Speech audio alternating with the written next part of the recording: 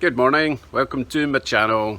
Do you know what defines a two-door coupe? Let me show you what defines a two-door coupe. Two doors. This isn't a coupe. Well, it is a coupe, it's just not a two-door coupe. Yet.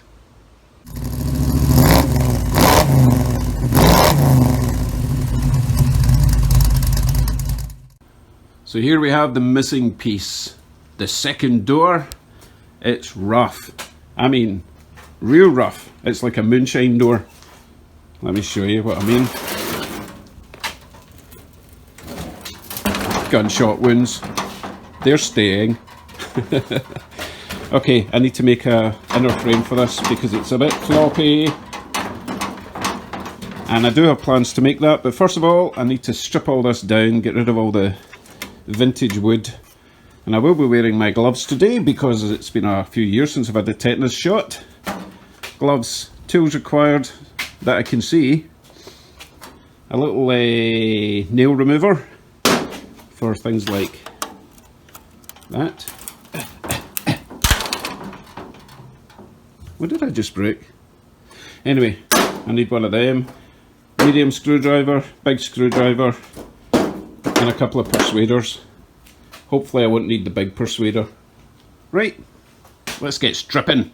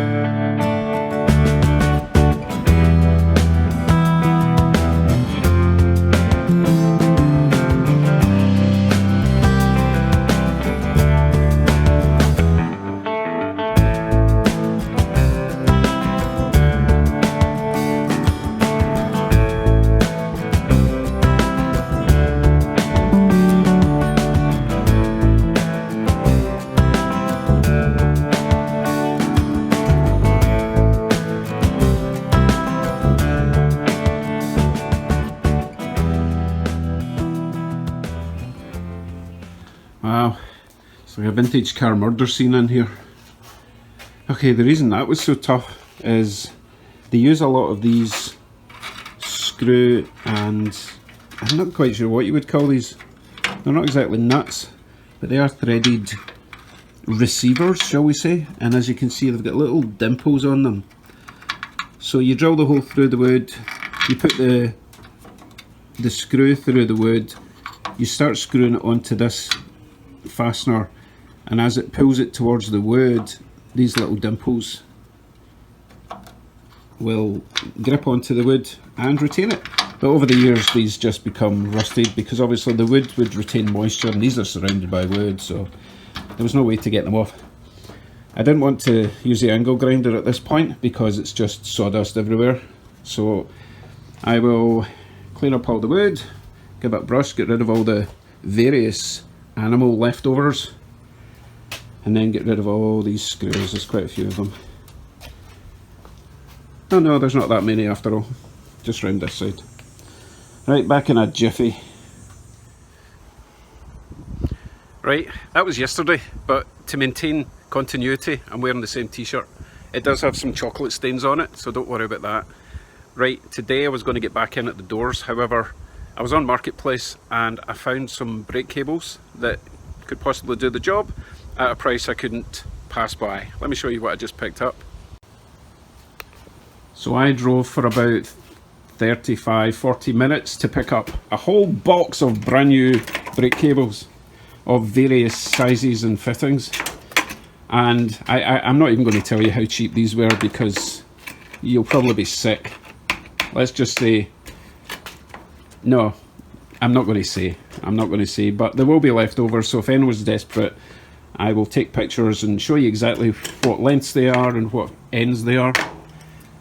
Very pleased. I'm sure I can fabricate some sort of handbrake linkage with all this stuff. I don't even know how many there are. I'm going to go with about 10, maybe 12 cables. But that's not the main thing. You see this?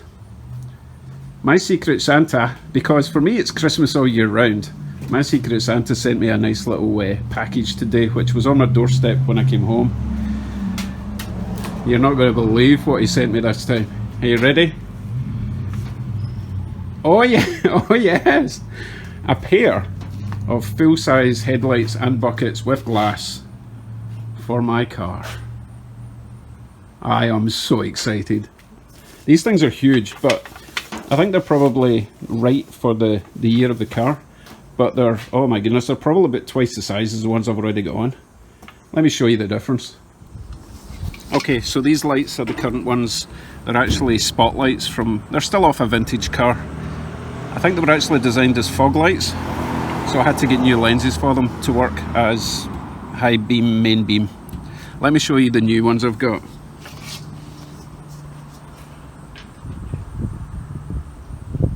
They're slightly bigger, but completely in keeping with this car, and they're even chrome. So obviously I have to fit them now.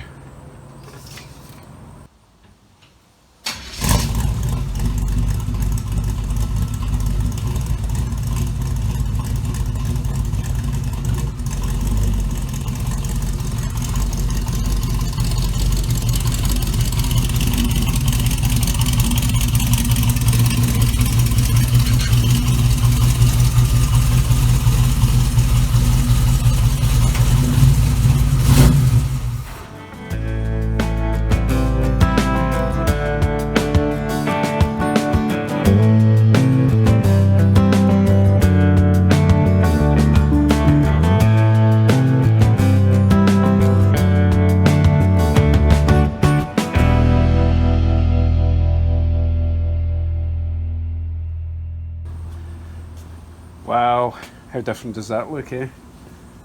Looks way more vintage now. So remember what I was saying about these guys? See, here's what I'm thinking. See how you've got those circles there?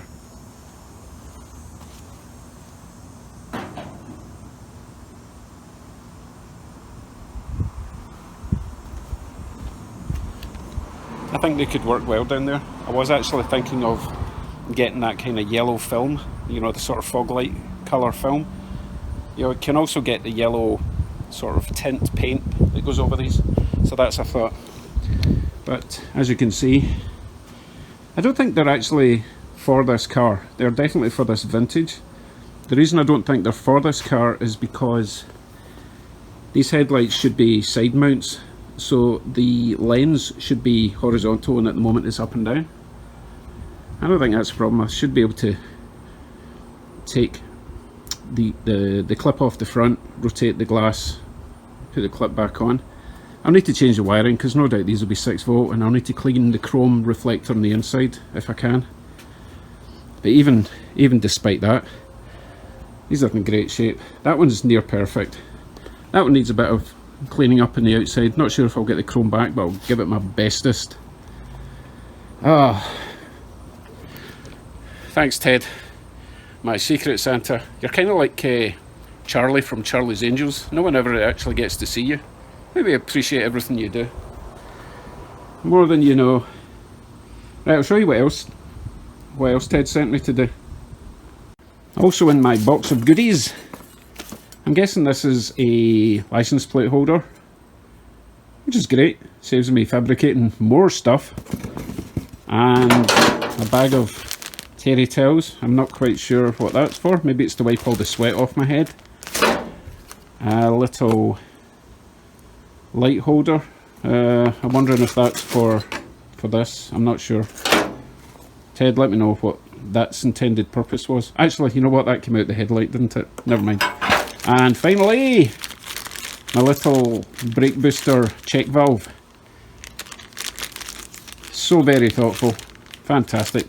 So I'll go and throw that in the car, and then my brakes will be finally done. Brilliant. What a great day. Right, back to the job at hand. So I've cleaned up my door skin. I said door skin.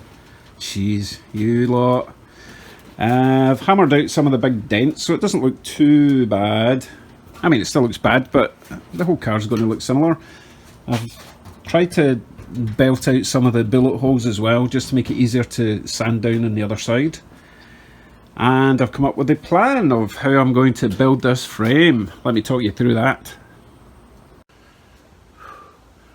So it occurred to me that it would be completely ridiculous to try and make a perfectly level frame that goes all the way around there, and the side panels, you know, the end panels, the door jamb sections, and then attach it to the door, and then attach it to the car and hope it is level. That makes no sense at all. So here's my plan. Bearing in mind this is a hot rod, so it's not a standard design at all. So I'm going to make the frame, the inner frame, out of the, you know, the angle iron. And it's not perfectly square either, because the door isn't shaped like that. It's actually shaped kind of like that. So it needs to be that shape, approximate size to fit that area, okay? And then I will make the end plate, again, fairly approximate, and I'll attach that frame onto the end plate. The end plate will have the holes for the hinges. So once that's welded on, I'll attach that whole end plate and frame to the door hinges and make sure that lines up in roughly the right area. Then I can slip the whole door skin over the frame, and I can use little L brackets to weld it in place all the way around the door at the right height. Because you know what it's like, and you guys will know, when you hang a door, even though you think you've got everything perfect, as soon as the weight of the door is on those hinges, it's going to sag down. So if I actually start with the majority of the weight on the hinges, and then attach the door skin with the weight of the hinge, with the weight of the door skin pulling the hinge down, I'll be able to adjust it to the right height, and then tack it all in place, then take it off the car again and weld it all in properly. Sound like a plan? Let me know your thoughts. Sounds like a solid plan to me. So that's what I've got planned for tomorrow. For today, I'm just gonna stand here and admire my lovely new lights. They look great, don't they? You might not like them, you might think they're too big, but the more I look at them, the more I prefer them over the small ones. As long as I can convert them to 12 volt with nice, you know, new, either halogen or LED or even, no, I don't want to go the HID stuff. HID, is that right? Even just normal halogen will work. Plus if I add the driving lights at the bottom, / fog lights, then it'll be plenty bright enough. What a great day. Right, thanks again, Ted, and everyone else. I'll see you tomorrow. Remember to subscribe if you've not already. I appreciate you all joining in the fun, and it is fun. Bye bye.